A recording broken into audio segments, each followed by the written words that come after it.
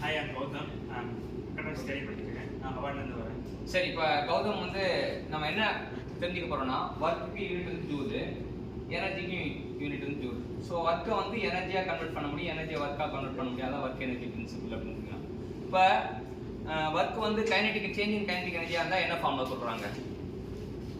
Of m into v2 square. Force into displacement equal to half m into v2 square minus v1 square.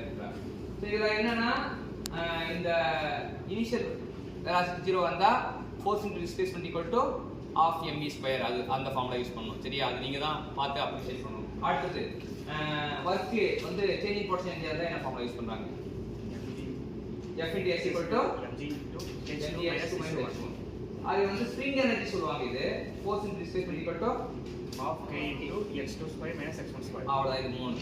இது மூணுமே இது பண்ணலாம். இது இல்லாம பொட்டன்ஷியல் எனர்ஜி கைனடிக் எனர்ஜியா மாறும், இல்ல பொட்டன்ஷியல் எனர்ஜி ஸ்ப்ரிங் எனர்ஜியா மாறும், இல்ல ஸ்ப்ரிங் எனர்ஜி கைனடிக் எனர்ஜியா மாறும். இது போட்டோ எடுத்து தம்பி எடுத்துரு. இது போட்டோ எடுத்து அது எப்படி மாறுதுன்றத நம்ம இந்த மூணு ஃபார்முலாவும் நம்ம இது பண்ணிக்கலாம்.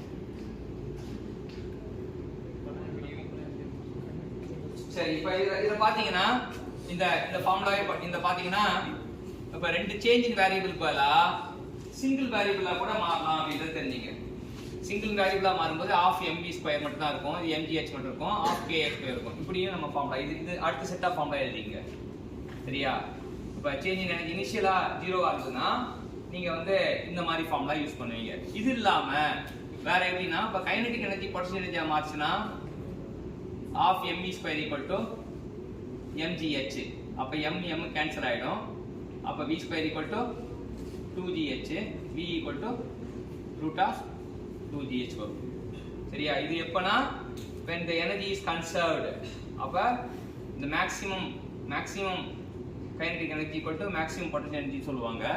ஸோ இந்த maximum velocity equal to இங்க v max னு யூஸ் பண்ணுவாங்க, இங்க h max அப்படி யூஸ் பண்ணுவாங்க. சரியா? ஸோ இங்க என்னன்னா மேக்ஸிமம் பொட்டன்ஷியல் எனர்ஜியும் மேக்ஸிமம் கைனடிக் எனர்ஜியும் ஈக்குவலா தான் இருக்கும். அதான் கன்சர்வேஷன் ஆஃப் எனர்ஜி சொல்லுவாங்க.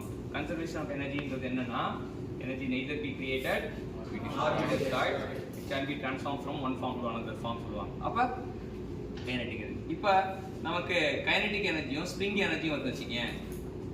கைனடிக் எனர்ஜியும் ஸ்ப்ரிங் எனர்ஜியும் வந்ததுன்னா அப்ப half கேன்சல் ஆயிடும். அப்ப v எடுத்தீங்கன்னா v equal to kx by m. so v square. அப்ப ரூட் எடுத்தீங்கன்னா root of k by v equal to x into root of k by m. So இது வந்து கைனடிக் எனர்ஜியும் ஸ்ப்ரிங் எனர்ஜியும் இதுவானா.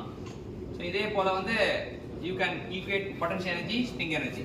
அப்படி ஈக்குவேட் பண்ணீங்கன்னா mgh equal to half kx square அதுக்கு use பண்ணலாம். இதுவும் ஒரு மூணு ஃபார்முலா தனியா இது பண்ணி இதுவும் வந்து ஒரு கொஸ்டின்ல கேட்டிருக்காங்க அப்படின்னு தெரிஞ்சுக்கணும். சரியா? ஸோ மொத்தம் ஃபர்ஸ்ட் சொன்ன ஒரு 3 செட் ஆஃப் ஃபார்முலா, அடுத்த ஒரு 3 ஃபார்முலா இனிஷியல் 0 இருந்தா அடுத்த 3 ஃபார்முலா 3 ஈக்குவேட் பண்றது. என்னன்னா எல்லாமே எந்த இடத்துல எப்படி மாறுது, அதாவது எனர்ஜி neither be createdல அதாவது ஃபுல்லா இருந்த எனர்ஜி இந்த எனர்ஜியா மாறுதுன்றது நம்ம தெரிஞ்சுக்கணும். Okay, thank you sir.